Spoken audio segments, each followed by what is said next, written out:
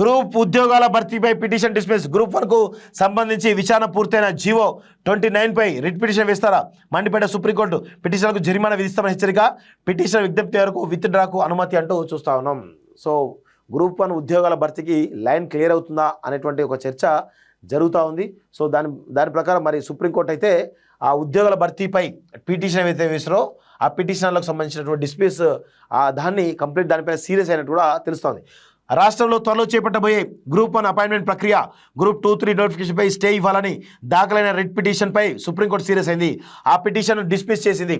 Groups notification సంబంధించి GO 29, GO 33 PHC రిజర్వేషన్లు వర్టికల్గా అమలు చేయడాన్ని వ్యతిరేకిస్తూ కుమ్మరి ప్రవీణతో పాటు మరో 12 మంది గత నెల 30న సుప్రీంకోర్టులో 370 పేజీల రిట్ పిటిషన్ దాఖలు చేశారు. గ్రూప్ 1కు సంబంధించి ప్రభుత్వం ఇచ్చిన జీవో 29 రాజ్యాంగబద్ధమా కాదా తేల్చాలని కోరారు. సో ఈ అంశంలో ఆలస్యంగా కోర్టును ఆశ్రయించాలనే అంశంపైన పిటిషన్లు కొట్టివేశారని, మెరిట్స్పై పిటిషన్లు తోసిపుచ్చలేదని పేర్కొన్నారు.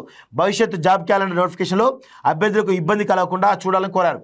అలాగే ఎస్సీ రిజర్వేషన్లను 6 నుంచి 10% పెంచేందుకు జీవో 33 ద్వారా ప్రభుత్వం తెచ్చిన ఎగ్జిక్యూటివ్ ఆర్డర్ సరికాదని, ఈ ప్లేస్లో ప్రెసిడెన్షియల్ ఆర్డర్ ఇవ్వాలని పిటిషన్లో ప్రస్తావించారు. పీడబ్ల్యూడి రిజర్వేషన్లకు సంబంధించిన జీవో 10, జీవో 96ను రద్దు చేయాలని కోరారు. పిఎస్సిని హారిజాంటల్గా ఇంప్లిమెంట్ చేసేలా ఆదేశాలు ఇవ్వాలని విన్నవించారు. ఈ 3 అంశాలు గ్రూప్ 1, గ్రూప్ 2, గ్రూప్ 3 నోటిఫికేషన్లపై ప్రభావం చూపుతున్నందున ప్రభుత్వ నోటిఫికేషన్లపై స్టే ఇవ్వాలని అభ్యర్థించారు. ఈ రిట్ పిటిషన్పై శుక్రవారం జస్టిస్ మనోజ్ మిశ్రా, జస్టిస్ జోమాల్యా బగ్బీతో కూడిన దిశభ్య ధర్మాసనం విచారణ జరిపింది. ఇరువైపులా వాదనలు విన్న తర్వాత ప్రభుత్వం తరపున senior advocate Niranjan Reddy, AOR Devina Sehgal, petitioner తరపు సీనియర్ అడ్వకేట్ రాణా ముఖర్జీ వాదనలు ఇచ్చారు.